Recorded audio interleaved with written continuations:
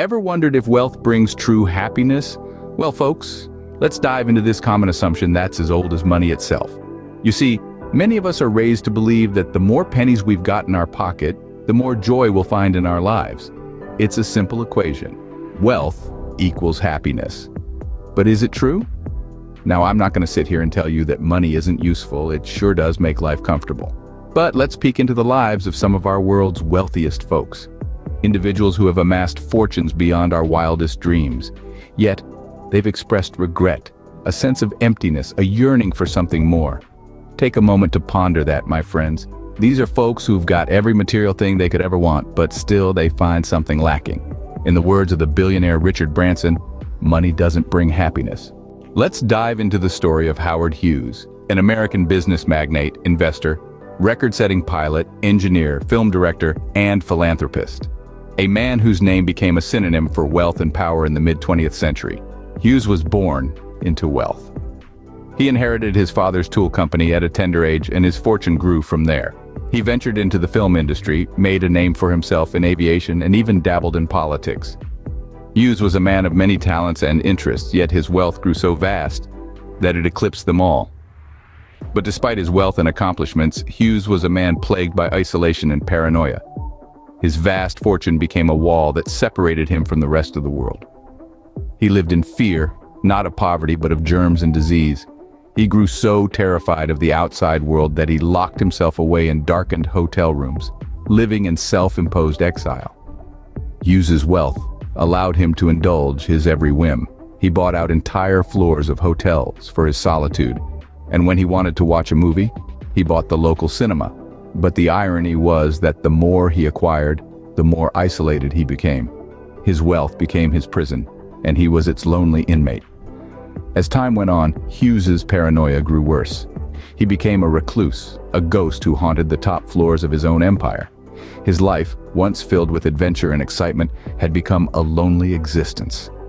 The man who once soared the skies in record-breaking flights was now grounded by his own fears. And in the end, Hughes, one of the wealthiest men in the world, died alone. His last days were spent in pain and regret, isolated from the world he had once embraced. His wealth, his power, his fame, none of it could bring him the peace he longed for. Hughes, one of the wealthiest men in the world, died alone and regretful. Money couldn't buy him happiness or peace. Now consider J.K. Rowling, a woman who went from living on state benefits to being a multimillionaire within 5 years. A rags-to-riches tale that has inspired millions. A single mother in the United Kingdom, struggling to put food on the table, conjures up a magical world of witches, wizards, and mystical creatures. She pens down the first Harry Potter book in cafes, often with her baby daughter sleeping next to her. The book, initially rejected by multiple publishers, eventually finds a home. And the rest, as they say, is history. Rowling's rise to fame and fortune was meteoric. Her books sold millions of copies worldwide, were translated into several languages, and were adapted into blockbuster movies. She became the first author to become a billionaire, but with great success came great sorrow. Rowling battled with depression, a battle she had been fighting since her early 20s, but it was exacerbated by her sudden fame and fortune. In her own words, "I had failed on an epic scale. An exceptionally short-lived marriage had imploded, and I was jobless, a lone parent, and as poor as it is possible to be in modern Britain without being homeless." She saw success, not as a solution to her problems, but as a magnifier of them. She found that wealth and fame were not the magic cure to life's hardships she had once imagined them to be. Rowling's experiences lend credence to the paradox of wealth. She was quoted saying, "I think I will be famous for the rest of my life. But that's not going to solve all my problems." Despite her wealth, she felt isolated and struggled with the pressures of her newfound fame. Rowling, one of the most successful authors in history, faced her darkest days after finding fame and fortune. Her story is a powerful reminder that wealth and fame are not the panacea for life's challenges. Instead, they often bring about new problems, magnify existing ones, and can leave one feeling isolated and misunderstood. So, what can we learn from these stories of regret from the wealthy? Well, there are common threads woven through these tales of gold-laden regret. The first is isolation. Like Howard Hughes, many wealthy individuals find themselves separated from the world. not by choice, but by the gilded cage their wealth creates. The bigger the fortune, the higher the walls of this cage seem to rise. It's a paradoxical prison of opulence that can lead to a profound sense of loneliness. Then there's depression. J.K. Rowling, despite her phenomenal success, battled the demons of depression. She's not alone. Wealth, as it turns out, doesn't immunize against mental health struggles. It can't purchase peace of mind or the joy of a healthy mind. In fact, the pressure to maintain that wealth, the fear of losing it, can exacerbate mental health issues. Now, let's talk about the inability of wealth to solve personal problems. Money can buy comfort, luxury, even time in some respects. But it can't fix the broken parts of us. It can't mend a fractured relationship, nor can it bring back lost loved ones. It can't teach us how to love or how to be loved. It can't buy self-worth or self-acceptance. Those are things we have to work out for ourselves, regardless of the number of zeros in our bank account. These stories of the regretful rich teach us that wealth isn't the panacea we often think it is. Money, while useful, doesn't provide the cure for the human condition. We still have to navigate the complexities of life, face our fears, struggle with our insecurities, and strive for personal growth. So remember, while wealth can provide material comfort, it doesn't equate to happiness or fulfillment. It can't replace genuine connections, love, or the simple joy that comes from living a life true to oneself. Wealth, it seems, isn't the answer to all of life's problems. If wealth isn't the key to happiness, then what is? This question has puzzled philosophers, scholars, and everyday folks for centuries.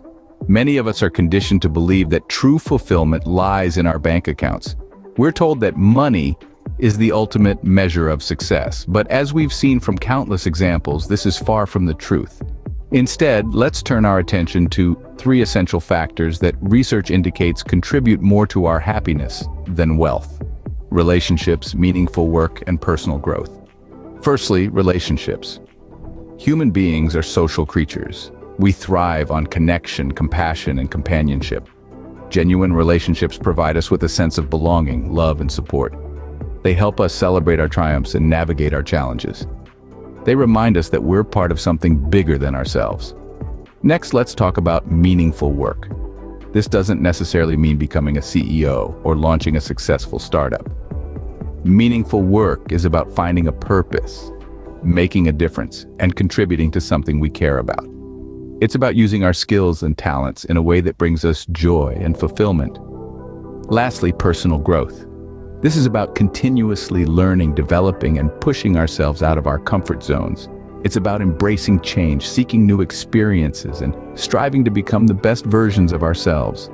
Personal growth keeps us engaged, passionate, and motivated. True fulfillment is not about accumulating wealth, but about enriching our lives and the lives of those around us. It's about creating meaningful connections, doing work that matters, and continually striving to grow and improve. In the grand scheme of things, the size of our bank account pales in comparison to the richness of our relationships, the satisfaction of meaningful work, and the thrill of personal growth. So next time you're tempted to equate wealth with happiness, remember that true fulfillment comes from within. It's not about what we have, but about who we are and what we do. As the saying goes, the best things in life aren't things. Wealth is often seen as a measure of success, but perhaps it's time to redefine what success means. We've journeyed through the lives of the wealthy, the billionaires, and the successful, only to uncover a common thread of regret. We've seen that the pursuit of wealth, while enticing, often leaves a void that gold can't fill. Perhaps then, it's time we start seeing success not as a measure of our bank accounts, but as the fulfillment we derive from our lives, the joy of meaningful relationships, the satisfaction of personal growth, the thrill of learning new things, the pride of contributing to a cause larger than ourselves. In this journey, we've learned that true success lies not in the abundance of possessions, but in the richness of experiences, moments, and connections. So let's redefine success. Let's strive not for wealth, but for fulfillment, for joy, for purpose. Remember, wealth may bring comfort, but true happiness comes from within.